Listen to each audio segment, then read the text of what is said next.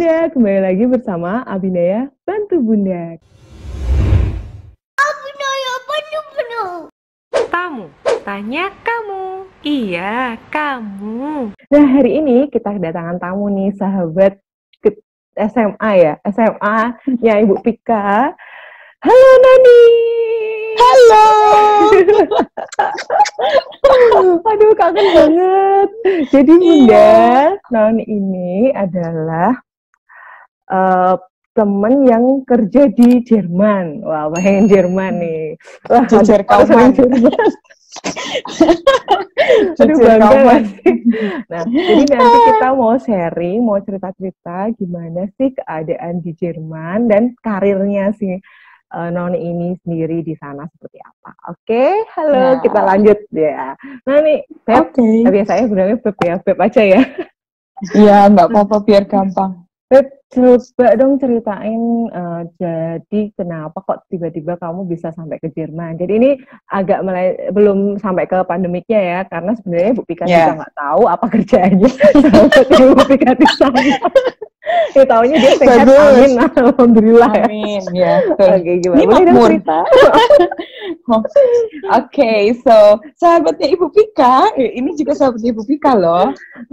Ya, jadi kurang lebih 3 tahun yang lalu. Sebelumnya aku kerja di Semarang, kerja di satu bank, sebut saja BCT, ya. Semua orang tahu. Ya. Terus kebetulan itu kontrak kerjaku habis. Terus ada teman nawarin, mau nggak berangkat ke Jerman? Wah, jadi TKW nih aku. Udah, wow gitu kan.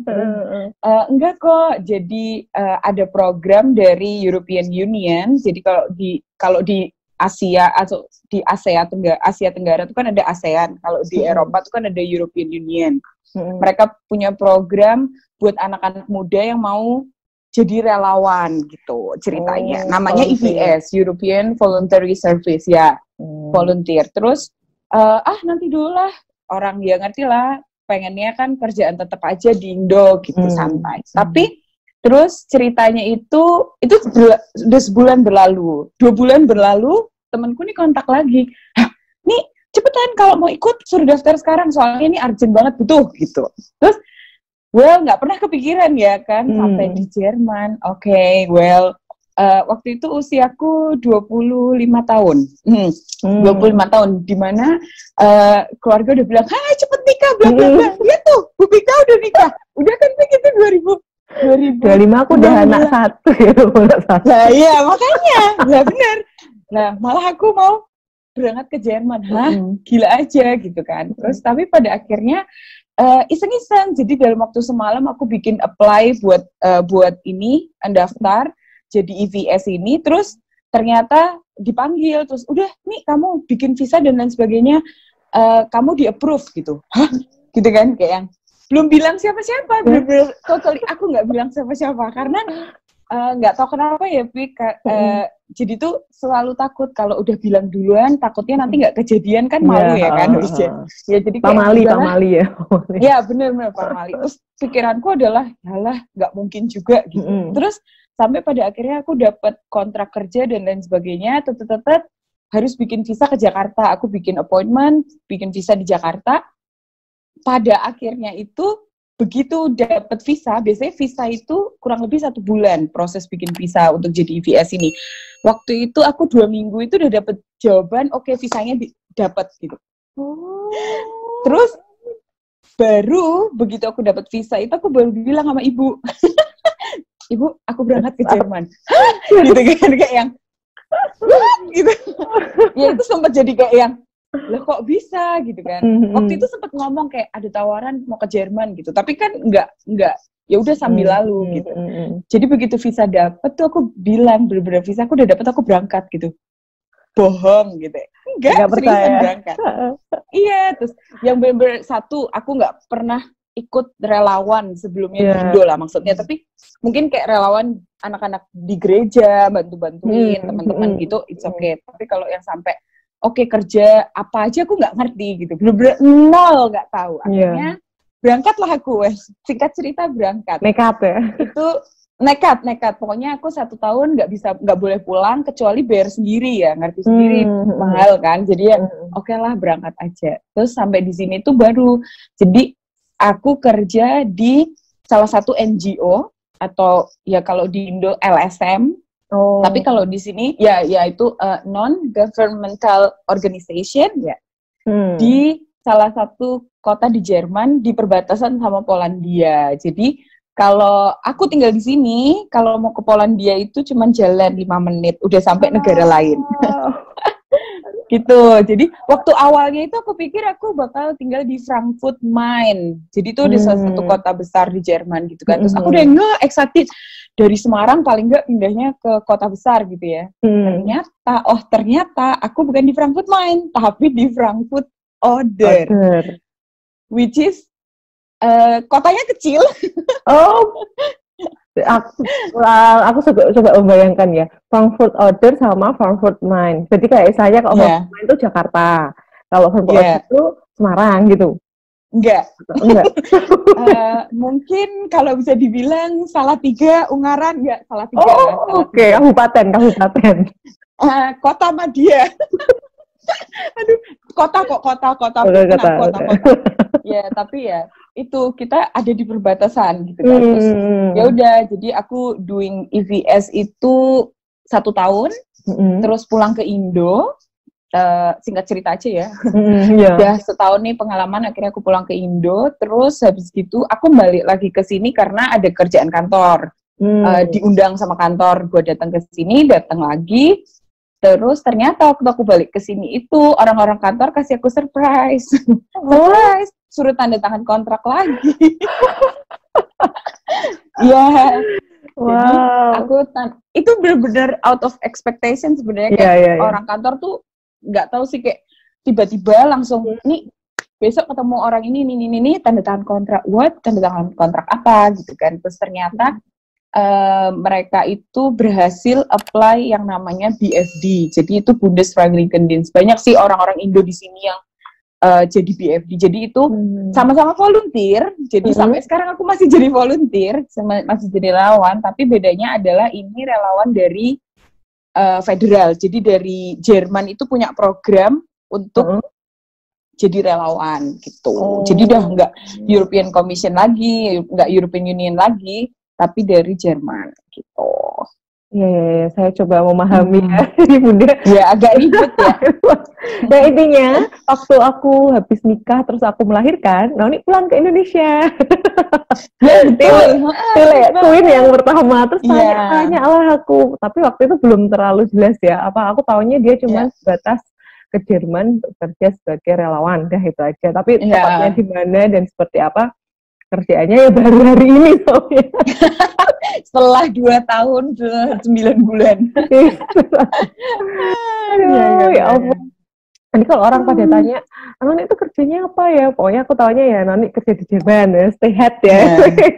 Ya, jadi sekarang udah tahu kan kerjaan itu jadi volunteer gitu. Jadi itu bukan kerjaan sampingan kalau dia di Indo, tapi enggak sih, kalau di sini tuh orang banyak banget yang doing volunteering gitu loh. Jika bahkan kalau baru lulus SMA, terus bingung mau kuliah apa mau kerja itu disarankan untuk jadi relawan. Kalau lulus kuliah belum tahu mau kerja apa-apa tuh jadi relawan. Jadi banyak banget di sini relawan itu. Karena yang pertama itu bagus. Jadi kalau orang sini tuh benar-benar bisa appreciate, oh kamu pernah jadi relawan gitu loh. Padahal relawan di sini itu digaji. Jadi kalau relawan di sini itu digaji, ceritanya gitu. Ya, untuk para bunda yang punya nanti atau punya anak kira-kira mau sekolah atau bekerja di Jerman, nah itu tadi prosesnya seperti itu, seperti Noni itu tadi, seperti teman saya ini ya. Jadi usia 25 tahun bisa, dan lebih muda juga masih bisa ya waktu itu ya? 20. Jadi kalau asalkan udah 18 tahun itu bisa. Dan kalau programku yang pertama yang dari European Union itu sampai usia 30. Tapi kalau programku yang sekarang ini, kalau mau tahu sampai usia berapa? 99. Ya, ini agak-agak buat aku juga waktu itu baru kan, terus aku benar-benar nggak tahu. Jadi temanku Jadi sebulan sekali ini kita ketemu sesama volunteer gitu, jadi ada meeting training gitu. Itu tuh isinya opa-opa, oma-oma, tante-tante. Jadi aku yang anak muda sendiri gitu. Cuman it's fine, mereka benar-benar terbuka. Jadi biasanya rata-rata mereka yang udah pada pensiun, terus pada nggak mau di rumah gitu kan, kayak aktivitasnya, cari aktivitasnya di. Betul. Dan pada akhirnya mereka jadi relawan juga gitu ceritanya. Relawannya berarti misalnya aku lihat itu kan kayak ada camp summer camp gitu tuh kamu itu. Berarti relawannya kegiatan seperti apa? Oke, sekarang aku jelasin kegiatan ya. Jadi kalau nggak apa-apa, semakin panjang semakin banyak iklan, semakin banyak. Oh gitu ya. Sip. Oke. Kayaknya aku suka kalau suruh cerita ya. Iya. Siap. Kalau relawannya itu tergantung sama bidang dari organisasinya masing-masing. Jadi kalau di kantor aku kerja itu kita punya 3 bidang. Yang pertama kita punya TK. Jadi ada juga relawan yang jadi guru, bantuin guru-guru TK. Itu ada. Terus yang kedua itu kita punya youth emergency. Jadi service. Jadi misalkan nih, kalau di Jerman itu ada program, taruh kata, ada keluarga, terus anaknya ini nggak cocok sama keluarganya. Dan anaknya ini nggak mau sekolah, nggak mau ngelanjutin apa-apa, nah itu bisa konsultasi sama Youth Emergency Center ini, dan anaknya pun itu bisa dititipin di Youth Emergency Center ini gitu loh. Nah, jadi flat aku tempat tinggal ini di satu sama Youth Emergency Center. Jadi kalau aku tinggal di lantai 3, kalau di bawah ini banyak isinya anak-anak muda, anak-anak umur 15, 14 yang mereka punya masalah. ABG bermasalah gitu ya. Ya, betul. Tapi aku sudah tua ya, toh. Nggak masih muda kok, kelihatan muda.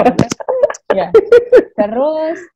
Terus yang ketiga itu di tempat bidangnya aku kerja itu di internasional, kita kalau bilang kerjasama internasional ya. Oke.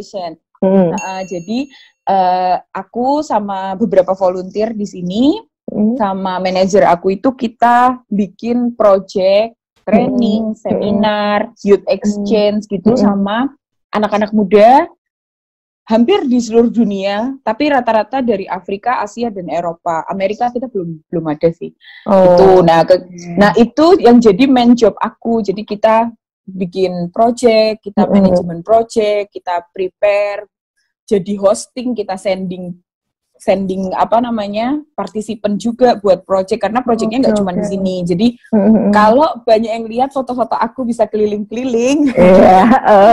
Banget kayaknya. For your information, it's all for free. Jadi aku bahagia, ya benar. Happy tapi dibayar ya. Iya, ini tuh kayak kalau aku bisa bilang tuh ini kayak dreaming, bukan dreaming job, but I have a dream that I can go around the world for free. Not for free, but at least but jadinya aku tuh bersyukur banget karena aku ya kerja, aku juga jalan-jalan, aku juga main, ketemu orang-orang gitu. Dan dibayar ya. Dan dibayar, betul. Aduh, paling penting. Ya ampun. Nggak nyangka, bener-bener nggak nyangka Bunda Ibu Pika tuh punya Nona ini kayaknya kepikiran mau ke Jerman juga kayak enggak ya waktu itu, cita-cita mau ke sana enggak sih ya. Akhirnya dia sampai di sana. Oh iya, Nona ini yang nyanyi Dikasih Ibu, yang bagian terakhir dia ngomong bahasa Jerman pakai selamat hari ibu pakai bahasa Jerman. Paling terakhir. Nggak apa-apa, anak bontot juga kok. Terima kasih sudah menyaksikan video kami ya. Subscribe, like, comment, and share. Sampai jumpa.